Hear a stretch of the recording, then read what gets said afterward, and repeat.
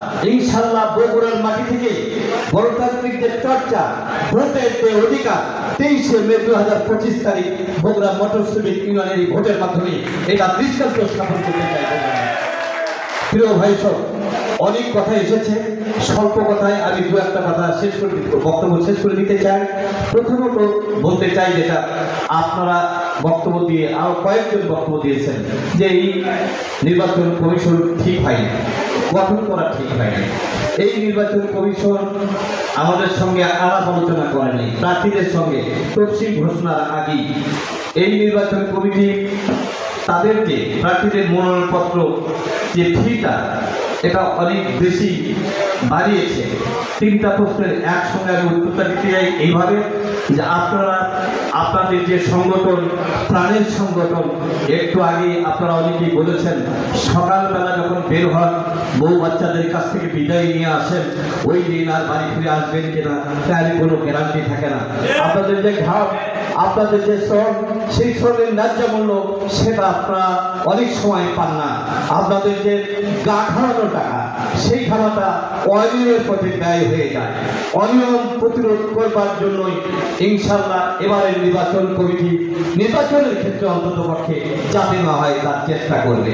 আমি আপনাদের সংগঠনে লালন পালন করেন, সেই সংগঠনে 2022 সালে সাধারণ সভার যে গঠনতন্ত্র অনুমোদন দিয়েছেন, সেই গঠনতন্ত্রে 26 নির্বাচন পরিচালনা কমিটি অনুচ্ছেদ 26 সেটা আপনাদের জ্ঞাতার্থে একটু পাঠ করে শুনতে চাই, কিংবা যদি বলেন আংশিক শুধু আপনি বলেন তাহলে আংশিকটুকু আমি বলবো।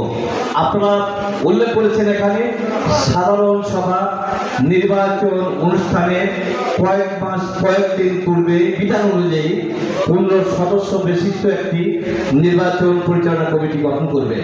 একজনকে চিফ প্রধান নির্বাচন চেয়ারম্যান হিসাবে নিয়োগ করবেন এবং 15 জন সদস্যের মধ্যে যদি মনে করেন 3 জন প্রবীণ সদস্য, সেই 3 জন প্রবীণ শ্রমিক সদস্যকে দিয়ে এই কমিটিতে অন্তর্ভুক্ত করতে পারেন।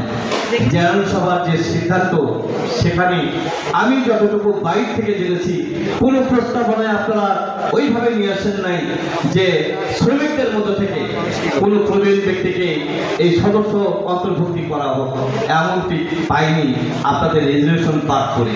এটা আপনাদের জ্ঞাতার্থে বললাম।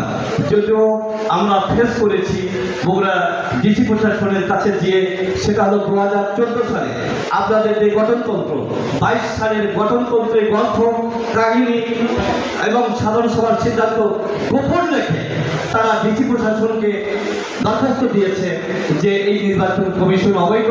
2014 সালে যে কমিশনের নিয়ম কানুন আছে, সেই নির্বাচনে যে নিয়ম আছে সেটা আপনারা অনুসরণ